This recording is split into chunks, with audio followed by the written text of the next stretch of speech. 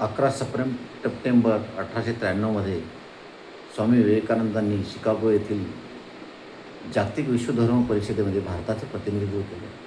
अमेरिकेतल्या माझ्या बंधू आणि भगिनींनो, या एका वाक्यांनी त्यांनी जागतिक विश्वधर्म परिषदमध्ये आपला एक वेगळा ठसा उमटून भारताचे नाव संपूर्ण जगामध्ये उज्ज्वल केलं. आणि हे यश संपादन करून जेव्हा स्वामीजी भारतामध्ये आले आणि कलकत्त्यामध्ये त्यांची रथावरून जाहीर मिरवणूक काढण्यात आली, त्या मिरवणुकीमध्ये स्वामीजी बसलेले असताना त्यांना कोणीतरी सांगत आलं की तुमची आई तुमची समोर वाट बघते आहे. त्यावेळेस स्वामीजी एखाद्या लहान मुलासारखे रथावरून खाली उतरून पळत सुटले आणि आपल्या आईच्या पदराखाली गेले. आणि आईच्या पदराआड लपून स्वामीजी असं म्हणतात की मी त्रिखंडाचा स्वामी झालो आई तुझ्या या पदराखाली. मी किती मोठा झालो हे तुला कसं सांगू.